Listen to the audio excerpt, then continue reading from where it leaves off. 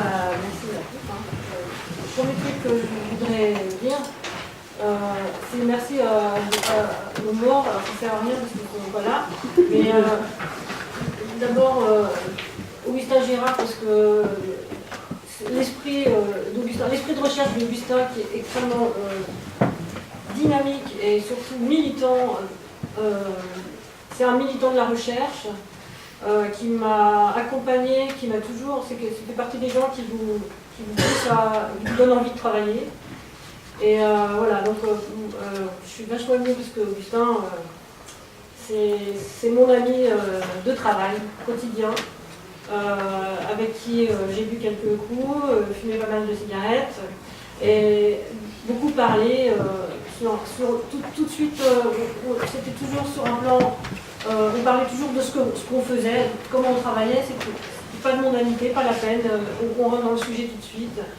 Et voilà, donc ça c'est une des très belles rencontres dans ce que j'appelle une vie professionnelle, je ne sais pas si ça va être le mot, mais en tout cas c'était pour moi un personnage essentiel.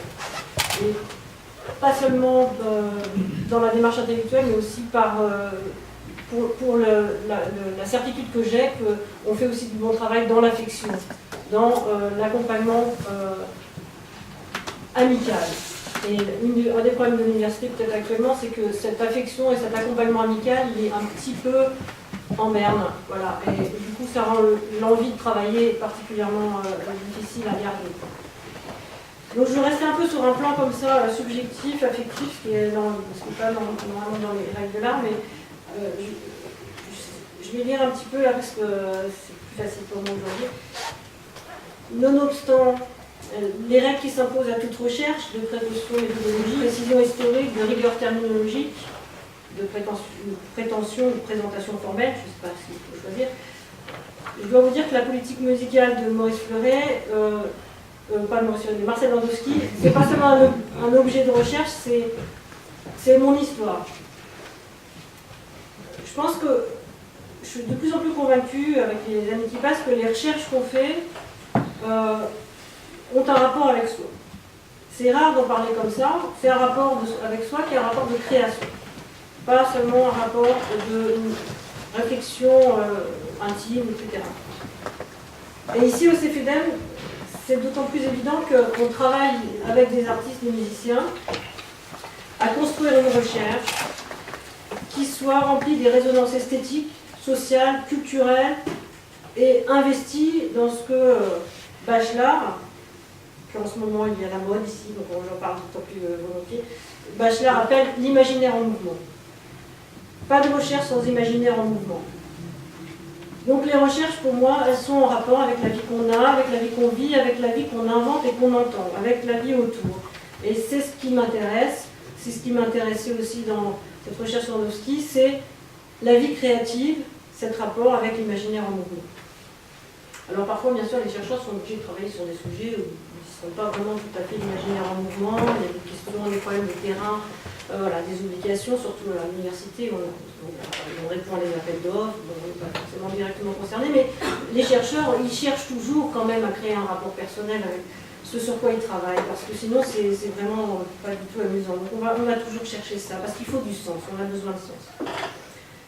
Alors c'est pour ça aussi que dans le centre d'études sur la pratique, l'enseignement musical ici qu'on essaie de mettre en place au CFEDEM, on voit bien aussi cette question de rapport à soi, c'est que les terrains sur lesquels on travaille ne sont pas très facilement interchangeables.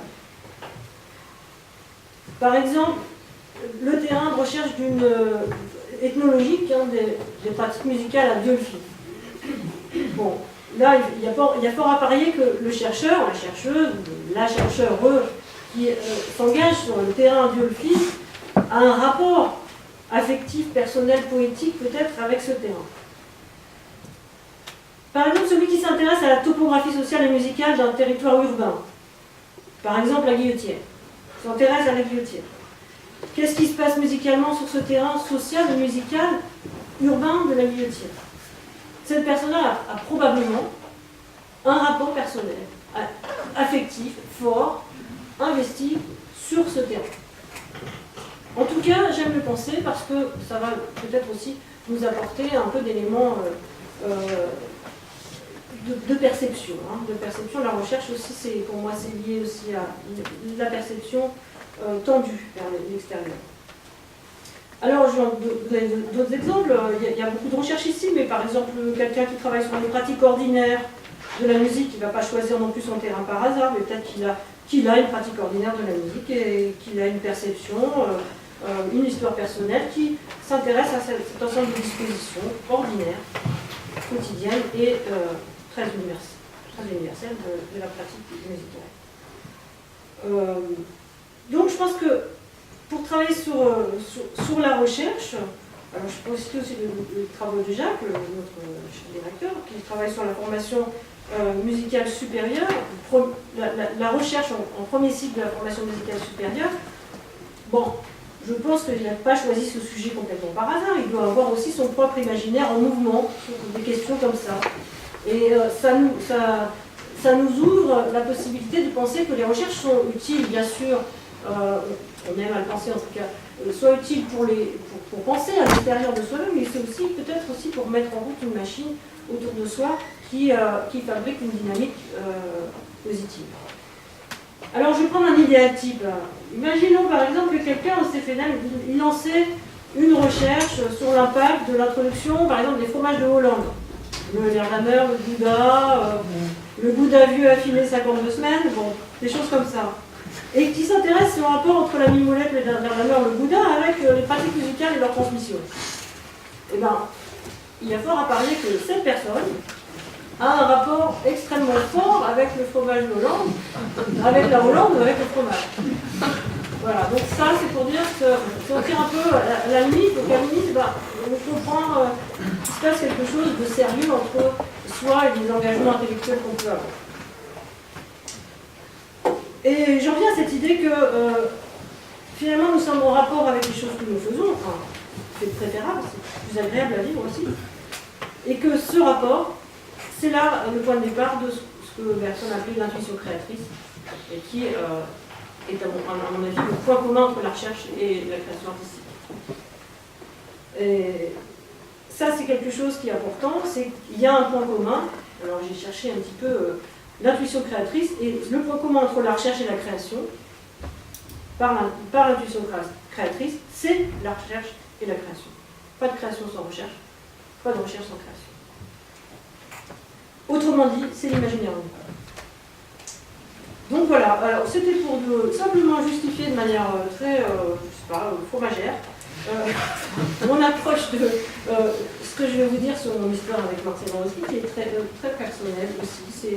C'est-à-dire que finalement, j'ai d'abord avec ce livre un rapport personnel, un rapport, je dois dire, globalement heureux. Donc je ne suis pas maso, je n'aurais pas voulu travailler pendant quelques années sur Rossi sans avoir quelques appétences pour le sujet et des bons souvenirs. Alors la première chose, c'est que moi je dois à Marcel Landowski mes meilleures années d'école, l'école primaire. Alors comme je suis déjà une femme de très mûre, j'ai commencé l'école primaire en 71. Et donc de 71 à 75, j'étais au CHAM, donc à l'époque on disait théâtre musical, au Conservatoire national de région de Rouen, rue des Arsins, et j'en garde de très bons souvenirs. Alors, tout était en roue.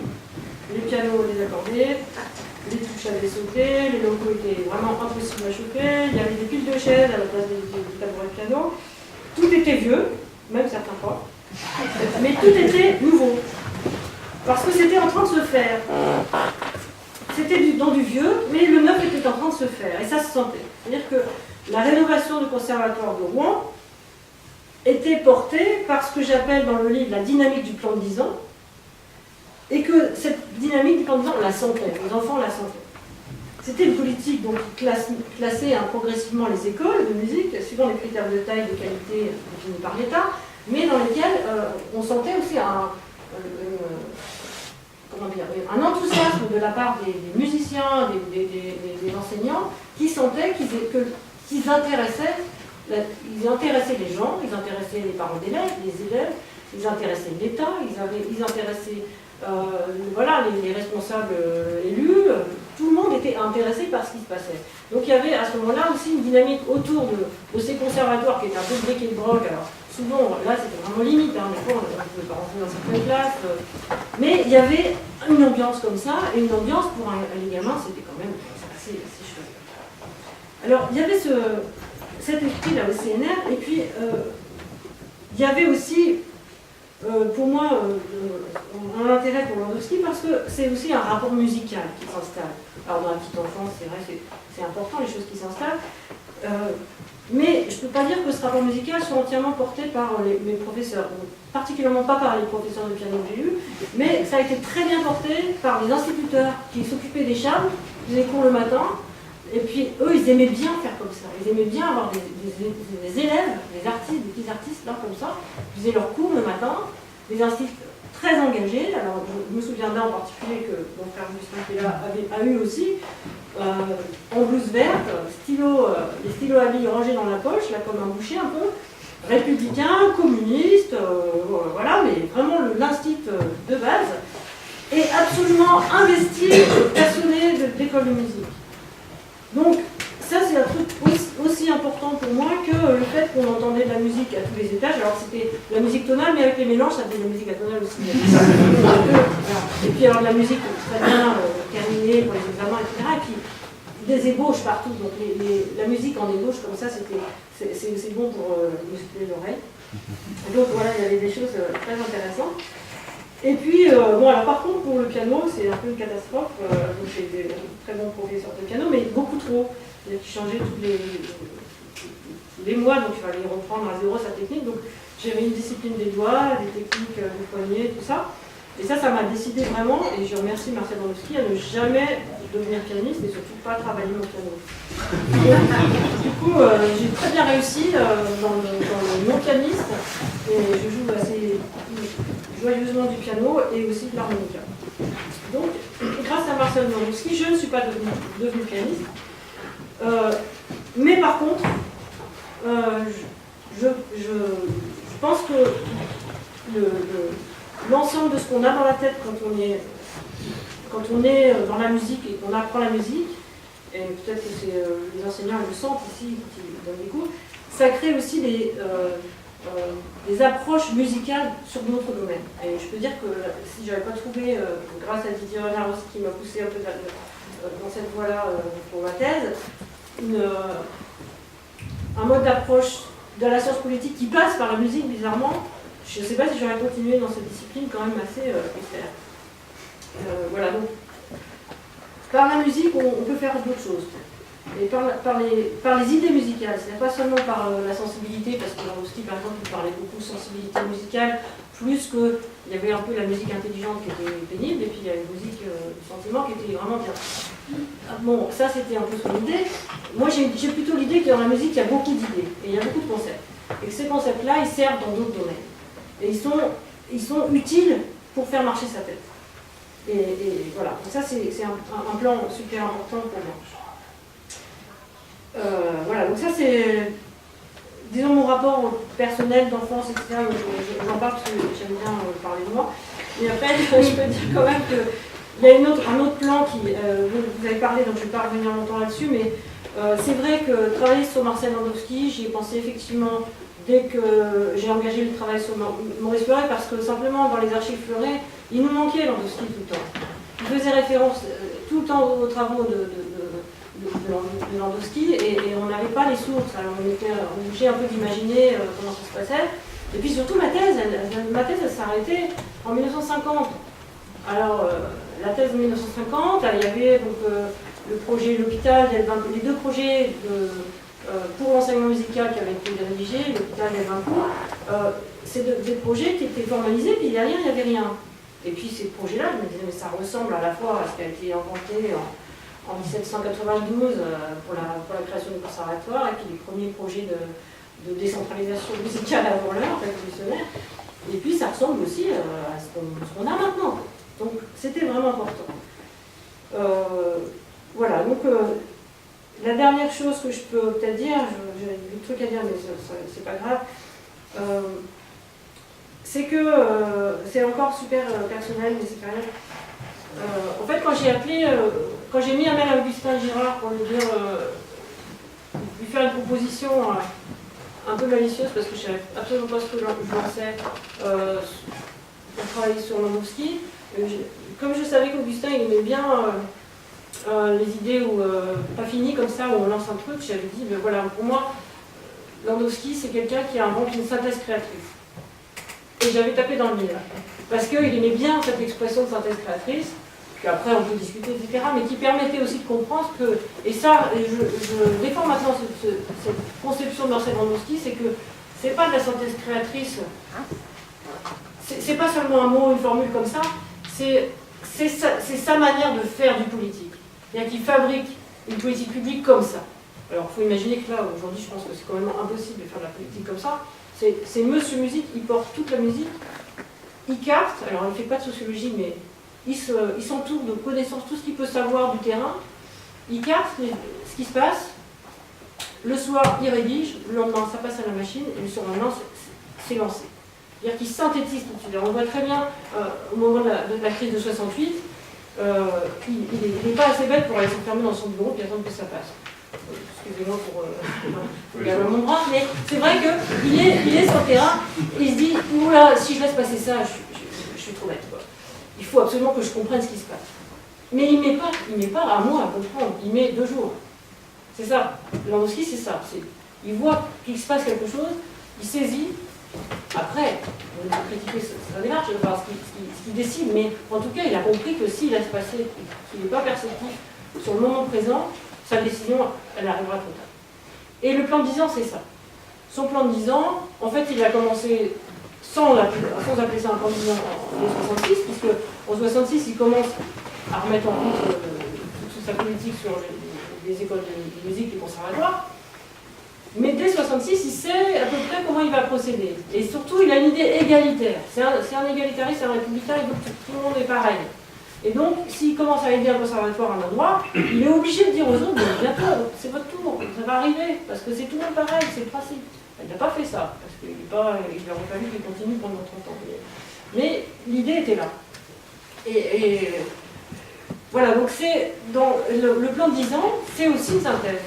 C'est un moment où il se dit, 68 est passé, il y a des enjeux budgétaires qui sont importants, je récupère le lyrique, parce qu'il n'avait pas à ce moment-là la responsabilité du lyrique, j'ai tout entre les mains pour forcer les gens qui arriveront après moi à continuer ce que je fais. Et forcer aussi le budget à financer la suite, à ce qu'on ne s'arrête pas là. Et ça, c'était une grande idée politique. Parce que Landowski, c'est quoi qu'on pense de sa musique ou de ses talents de créateur, c'est un grand créateur politique. C'est un grand esprit politique. Dont Anne Schiffer a assez bien été. Voilà, bon, après, je me détends. Merci.